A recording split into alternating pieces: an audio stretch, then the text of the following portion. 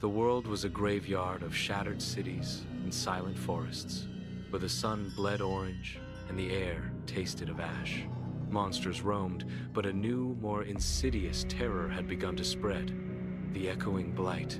It wasn't a roar or a claw, but a creeping silence that devoured sound, color, and eventually, life itself. Even the most ferocious beasts would simply stop, their forms dissolving into shimmering dust, leaving behind only an unsettling, pervasive quiet. Malak, a demon whose skin shimmered with infernal energy, felt the Blight's cold tendrils reaching, not for his flesh, but for the very essence of his malice.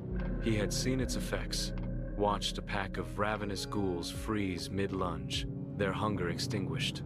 He needed answers, or perhaps just a distraction from the encroaching void within him. His unlikely companion was Rot, a zombie whose decaying form moved with an unsettling purpose, his single, milky eye fixed on something beyond the immediate decay. Rot, unlike his brethren, seemed to possess a flicker of awareness, an instinct that pulled him towards the Blight's source, not as prey, but as a reluctant observer. Their alliance was a silent, brittle pact forged in desperation. Malak sought to understand the Blight to dominate it.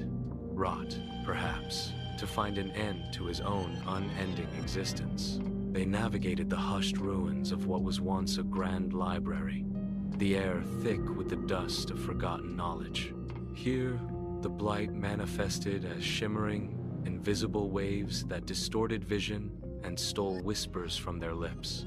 Rot stumbled, a faint, almost human groan escaping him. Malak, usually indifferent, felt a strange pull to steady the reanimated corpse.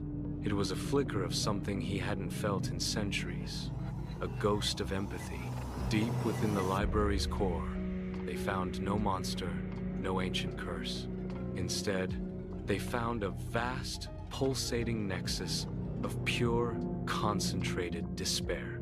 It was a collective memory, a final, agonizing scream of humanity before its fall, amplified and twisted into a consuming void. The Blight wasn't a creature.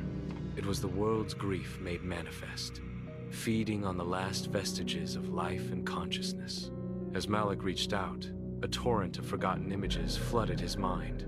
Laughter, love, fear, hope. All the emotions he had long since purged.